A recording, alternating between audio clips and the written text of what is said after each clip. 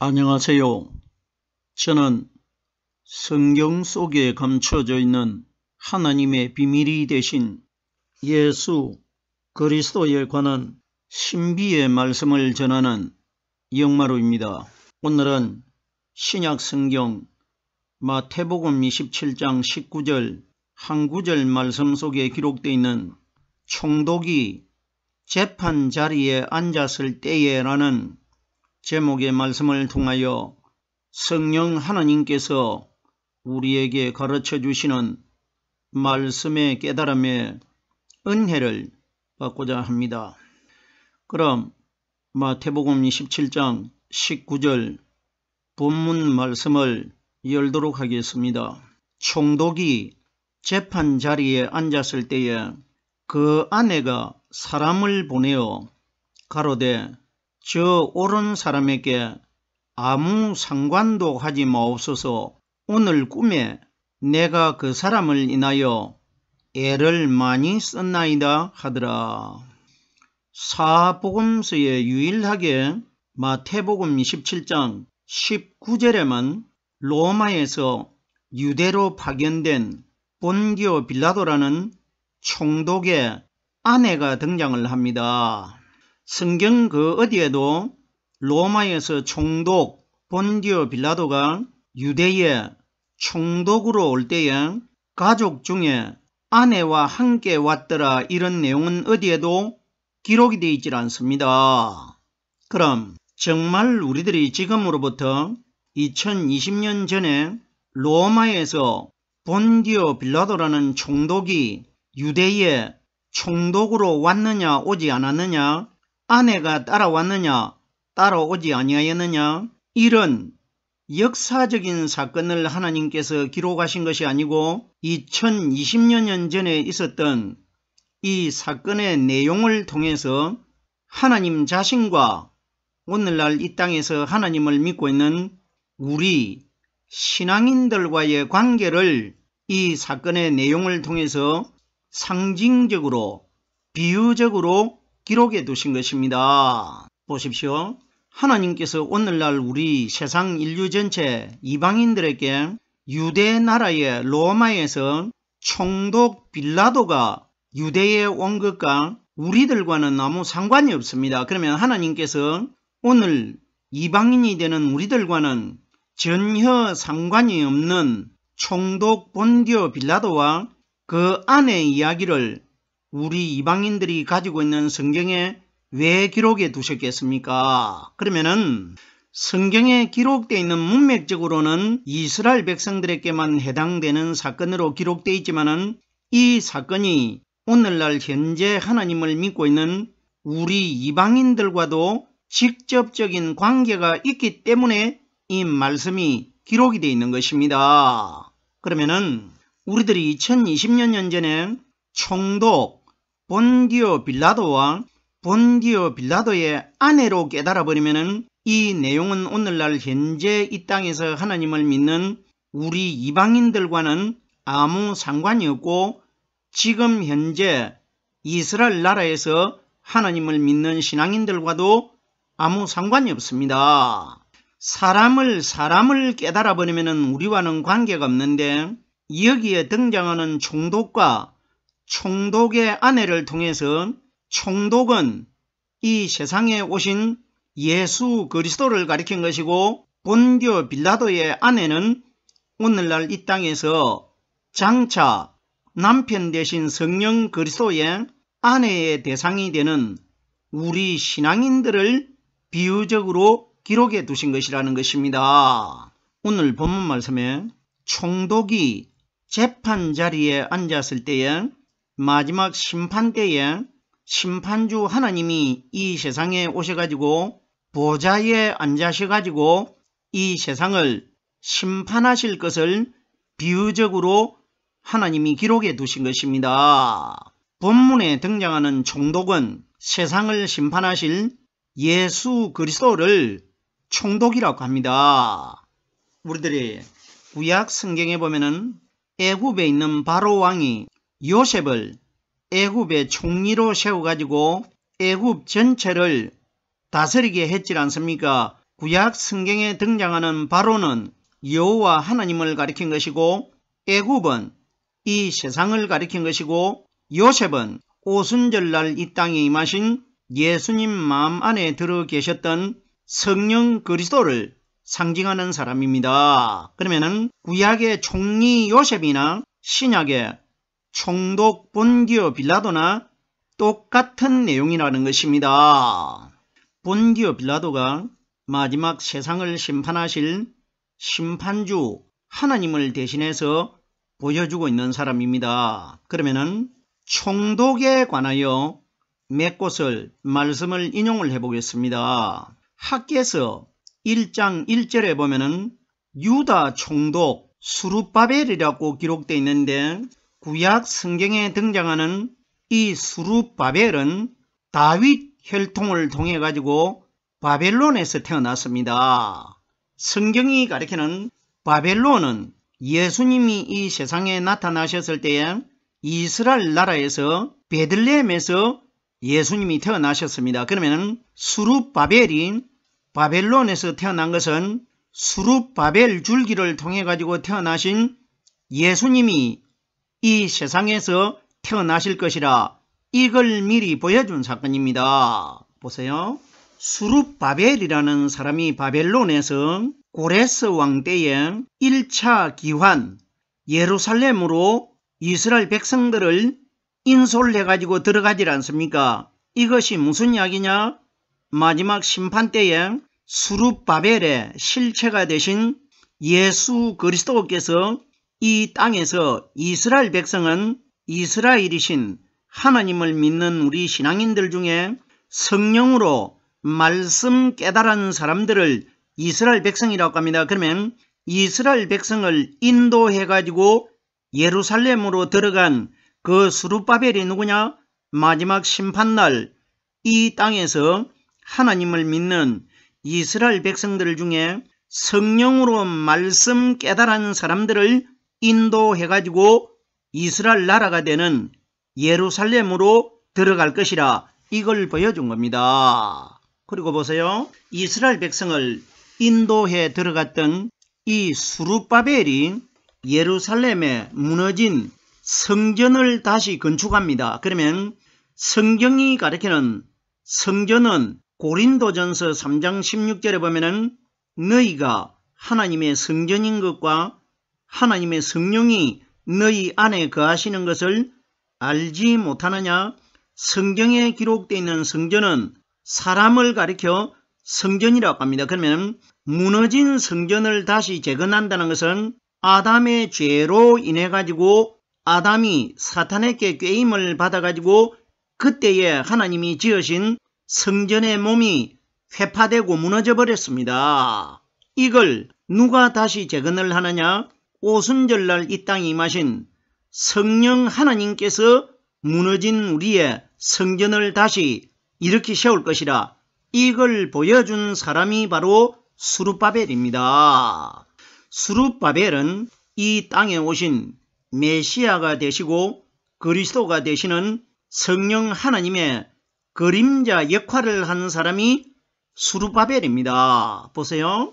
학개서 1장 1절에 유다 총독 수룹바벨이라고 기록되어 있고, 누가복음 3장 1절에 본디오 빌라도가 유다의 총독으로 왔을 때 이렇게 기록되어 있습니다. 그러면 구약 성경의 수룹바벨이 유다의 총독인 것과 신약의 본디오 빌라도가 유다의 총독인 것과 똑같은 상징적인 인물이라는 것입니다. 그러면 구약의 수룹바벨도 마지막 세상을 심판하실 심판주 그리스도를 상징한 사람이고, 신약 성경의 본디오 빌라도도 마지막 세상을 심판하실 그리스도를 상징한 사람입니다. 무슨 소린지 깨달아 주셔야 됩니다.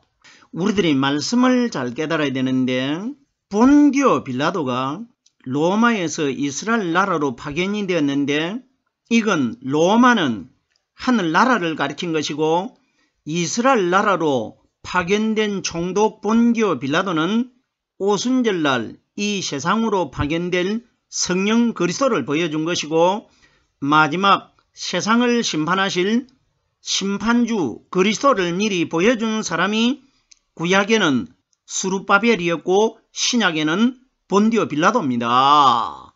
무슨 소린지 깨달아지셔야 됩니다.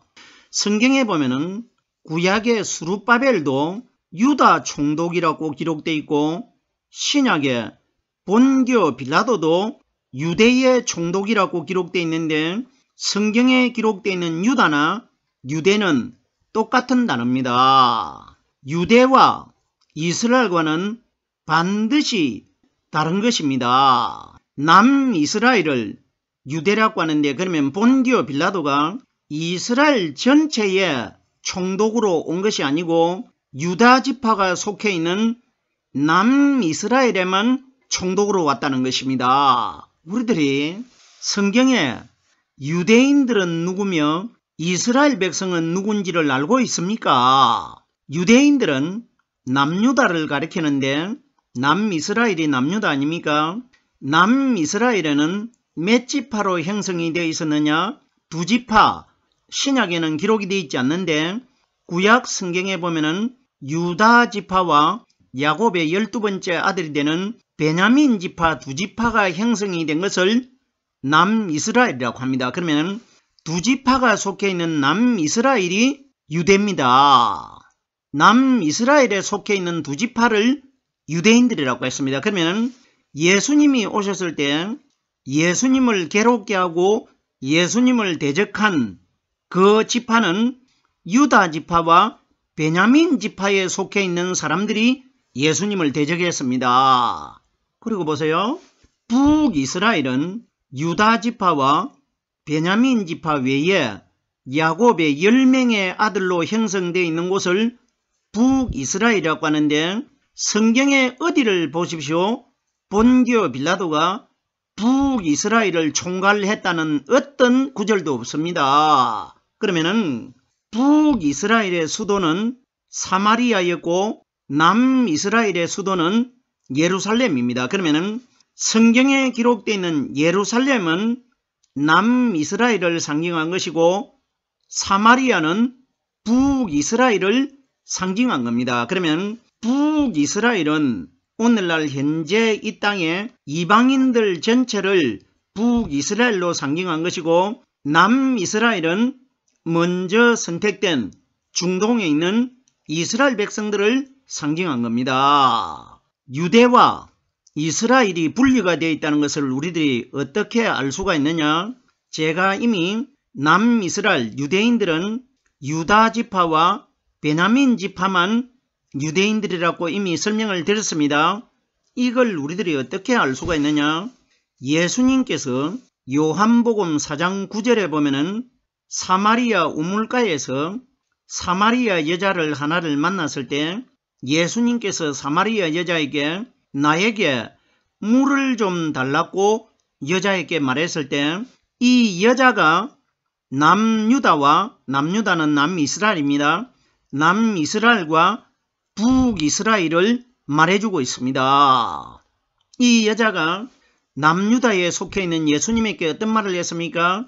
당신은 유대인으로서 그러면은 사마리아 여자가 속해 있는 북이스라엘은 유대인이 아니라는 뜻 아닙니까? 보세요. 당신은 유대인으로서 어찌하여 사마리아 여자 나에게 물을 달라 하시나이까? 예수님께서는 이 세상에 성경에 기록되어 있는 물은 생명을 주는 오순절날 임하신 성령이 가리키는 말씀을 물로 비유합니다. 그러면 어찌하여 당신은 유대인으로서 사마리아 여자인 나에게 물을 달라고 합니까? 성경이 가리키는 사마리아는 이 세상을 상징하고 여자는 오늘날 이 땅에서 하나님을 믿는 신부의 대상이 되는 우리 신앙인들을 여자라고 합니다. 그러면 예수님께서는 우리들에게 구원의 말씀의 물을 주시기 위하여 오신 분이지 여자가 되는 우리들에게 말씀의 생명의 물을 받아 먹기 위하여 오신 분이 아니라는 것입니다. 이는 유대인이 사마리아인과 상종치 아니하니라. 유대인은 마지막 심판날 하늘나라로 들어갈 사람들을 유대인들이라고 하고 사마리아인은 하나님을 믿기는 믿었는데 성령을 받지 못한 사람들을 사마리아인으로 비유합니다. 그러면 이는 유대인이 사마리아인과는 상종치 않는다는 것은 유대지파에서 태어나신 심판주 그리스도께서 마지막 심판날 성령을 받지 못한 사마리아인들과는 상종치 않을 것이라, 선택되지 못할 것이라 이 원리입니다. 제가 총독에 관하여 설명을 드리는데, 구약 성경에는 유다 총독이 스룹바벨이었고 신약 성경에는 유다 총독이 본디오 빌라도입니다. 그러면 본디오 빌라도도 마지막 세상을 심판하실 심판주 그리스도를 보여주고 있고, 구약에 유다 총독이 되는 스룹바벨도 마지막 세상을 심판하실 심판주 그리스도를 보여주는 그림자의 사람들입니다. 구약에 스룹바벨이 이 땅에 나타나실 메시아 그리스도라는 것을 어떻게 깨달을 수가 있느냐? 학개서 2장 23절 말씀해 보면은 하나님께서 스룹바벨을 가리켜 내 종이라고 말씀하셨고 너로 인을 삼으리니 이렇게 기록이 되어 있습니다.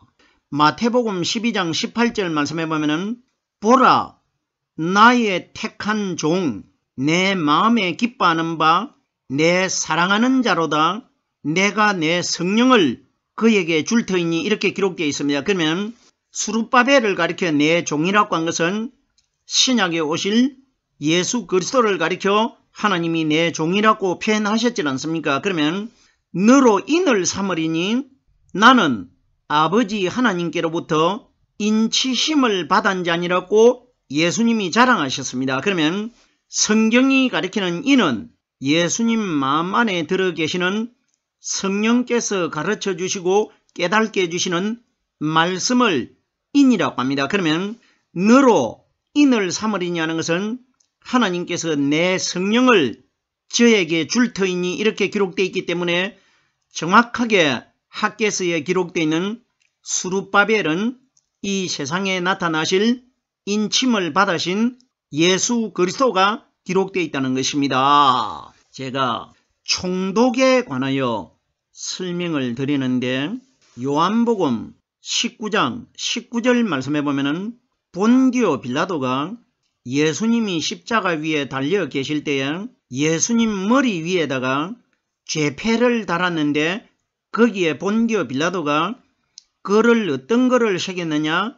나사렛 예수 유대인의 왕이로다 이렇게 새겨졌습니다. 그러면 나사렛에 살고 계셨던 예수님은 이스라엘 전체의 왕이 아니고 유다 지파와 베냐민 지파가 속해 있는 남이스라엘의 두 지파의 왕이로다. 그러면 유다 지파는 야곱의 네 번째 아들이었고 그 야곱의 네 번째 아들 되는 유다를 통해 가지고 마리아의 아들 대신 성령 그리스도의 그림자가 되는 예수님이 태어났지 않습니까? 그러면 12번째 베냐민 지파가 항상 유다 지파와 붙어 있습니다. 이건 우리에게 뭘 가리키느냐? 유다는 마리아의 아들로 태어나신 다윗의 혈통에서 태어나신 예수를 가리킨 것이고 베냐민은 12번째 아들이라는 것은 오순절날 성령이 예수님 마음 안에 들어 계시다가